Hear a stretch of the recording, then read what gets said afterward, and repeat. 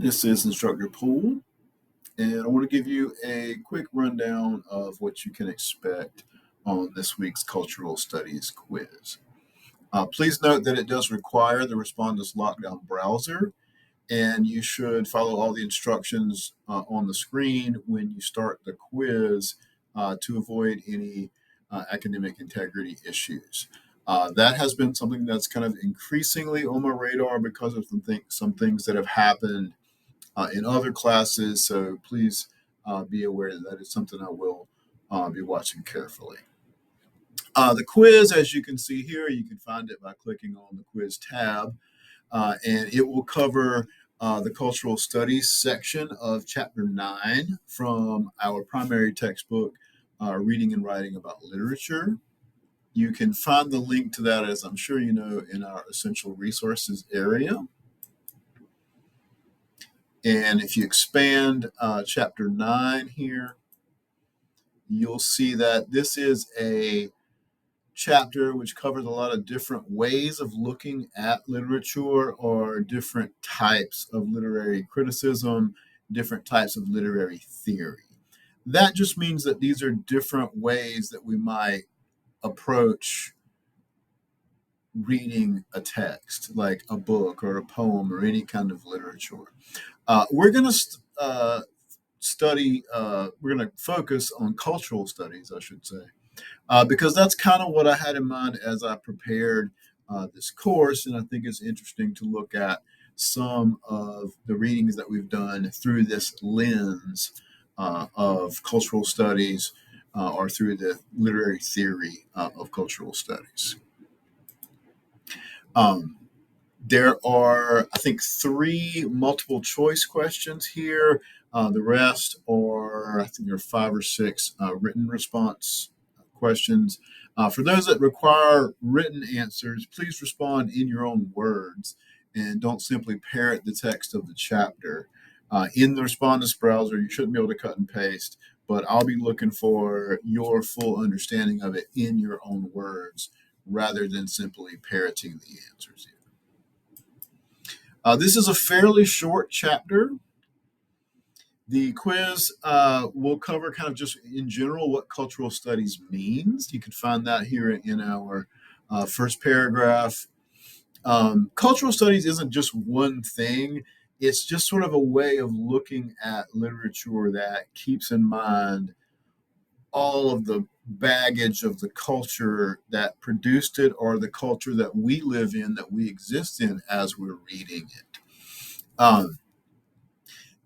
One of the terms that I've asked you to define here is outlined in chapter 9 here, paragraph 1, I should say. And this is idea of privileged texts. And these are just like the so-called great works of literature. These are the ones that we see popping up in literature textbooks over and over again. They're anthologized everywhere, and they're thought by, people who study literature to be the so-called great works of literature. Cultural studies kind of seeks to get beyond that and to look at things that aren't necessarily a part of that literary canon. That's another term that you'll want to be able to define for this quiz. So cultural studies, one of the major things that it wants to do is to attempt to kind of broaden that canon. And not do away with great works of literature from the past, but expand that beyond what we have typically up to this point kind of put forth as, the giants of literature.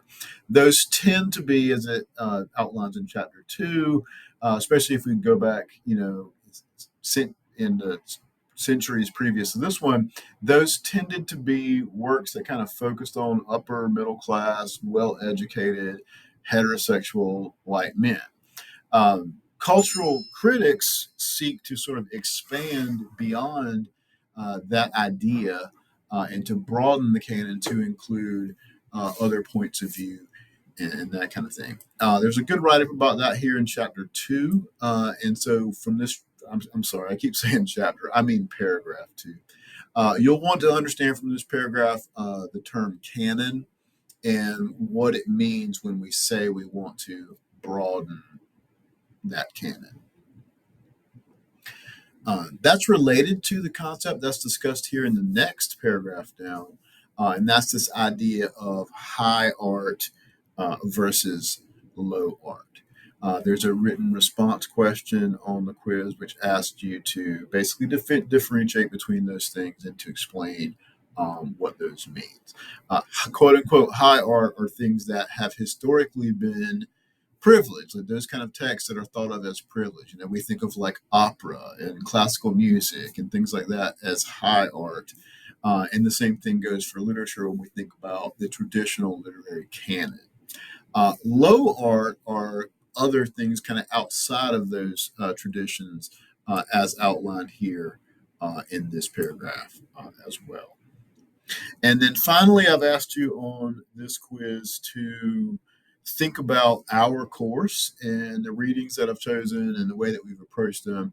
How might someone who's looking at literature through this lens of cultural criticism, what might they think about our reading list and our syllabus? So that's what's going to be on this quiz. As always, if you have any questions or you just want to chat about that, please let me know.